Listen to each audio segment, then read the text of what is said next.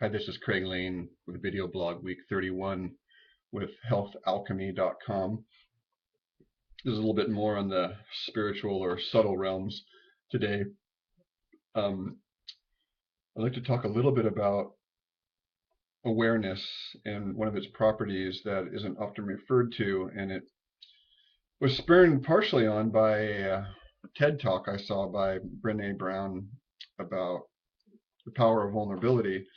And one of the things I discovered last year through my initiation into the Mankind Project was the power that lies within being vulnerable and expressing transparently and authentically one's vulnerability, especially in a place where you feel safe and secure to be able to do such. Because, as I discovered at a very young age, being vulnerable with anybody will often allow you to get shit on, get abused, get hurt, sort of have your heart stomped on, because not everyone's willing to be present with vulnerability. And the funny thing about vulnerability within our own relationship, there's this thing that we call I, and there's this thing that the I is aware of. So we say, I am afraid, I'm so tired of myself. And the interesting thing about the statement, I'm so tired of myself, is then there's an I and then there's a myself. Who's the I and who's the myself, right? So there's a little bit of questioning that I would want to do if I was saying that to myself. So there's the observer, and then there's the observed. So I'm observing the camera right here. So there's me observing this, and then you're going to be watching this. So you'll be the observer. So I'm spending a minute on this to contextualize something that my teacher had said many years ago at a silent retreat. And this isn't a quote, but it's sort of a quote because I don't remember exactly what he said, but it's basically the way it sits in me is that awareness is a hunter. And awareness being a hunter, we're using words here, so we're pointing at something again, so don't take me too literally. But awareness seeks a moment of vulnerability. And as I began to understand it, is that when awareness spots a moment of vulnerability, so quote unquote, in us, because awareness is sort of non-localized, as it's many people know through direct experience, and many people are seeing through whether it's through near-death experiences or reading about things, that awareness isn't attached to a body. And it's sort of profound to realize that. And then if we realize that there's this non-localized awareness that it interfaces through me and through each of us, that it's when we become vulnerable or real, then we sort of crack open and go to the next level of awareness. And so this vulnerability is what I want to spend the rest of the time here today talking about, is how can we make ourselves vulnerable, or how can we find. So for me last year was, I realized at a point that over the weekend initiation that I had developed some trust for the people who were guiding the process. And then I realized that, one, I was safe, two, that I'm going to get out of this what I put into it, and then three, I was going to allow myself to get the most out of it by going to the deepest place in myself and expressing my needs and showing up fully. And what that meant at the time was, I'm going to allow myself to be vulnerable. And so that meant expressing my pain, sharing it with others, and allowing feedback to come back about that pain and support. And sometimes that support comes in the form of challenge. Sometimes it comes in the form of comfort. And sometimes it can come in the form of an unknown sort of aha reflected in through someone else. And it can just be realization. So vulnerability can come through sort of annihilation that we get when we're drunk, or on a lot of pot, or on a lot of any medicated substance or herbal substance or narcotic.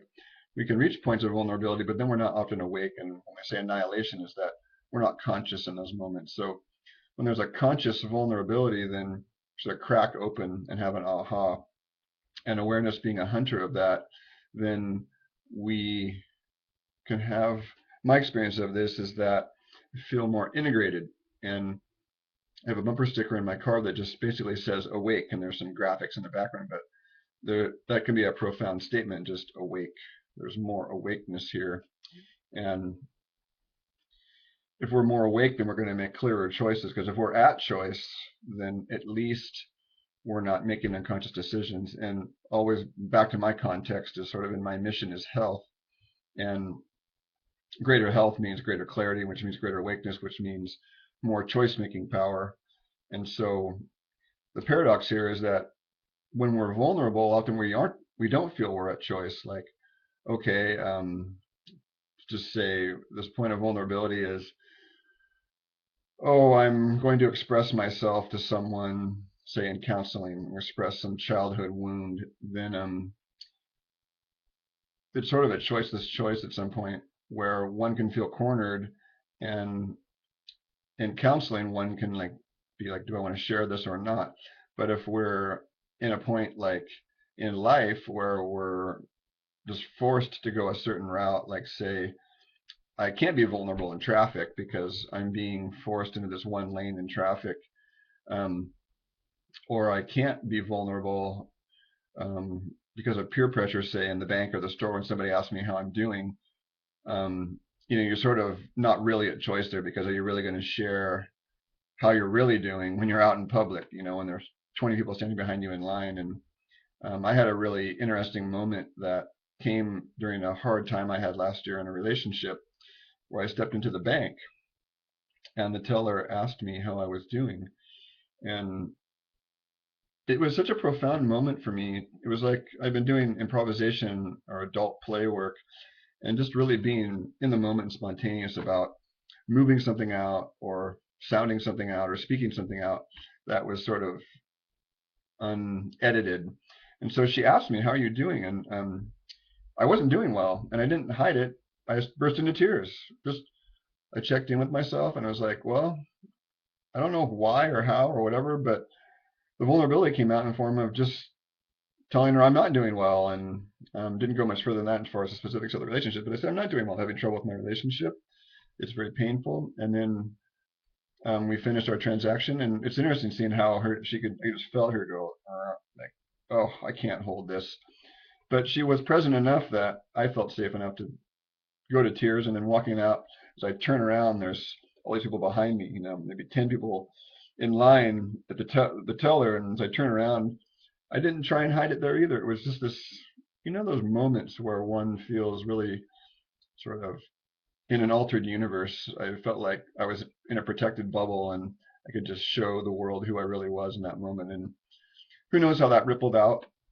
Who knows who saw? Or for me, it doesn't really matter. Who cares, kind of thing. But what's important to me is that I was allowing myself to get to that place, and I'm a better person because that I feel I can be vulnerable. And then so when I'm in my health choices, I can say to myself, it's vulnerable to push myself in a yoga class, or vulnerable to push myself to a place where somebody's trying to get around me in traffic. And it might be something that I've seen a lot of men complaining about in today's world, is that they have to prove their manhood daily. And for me, part of proving my manhood is sort of the opposite. It's like, I don't have to prove it, and I can let this guy get around me in traffic because he's trying to prove something to himself as far as racing down the street. Or the surfer that won't give up a wave, and instead of challenging him, just like let him go. And then there's a sense of the ego shriveling, and then it may not be vulnerability, but it sure feels vulnerable to some part that wants to get his way and be right.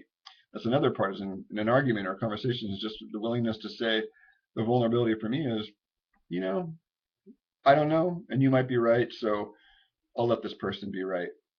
Let them feel right, let them win the argument.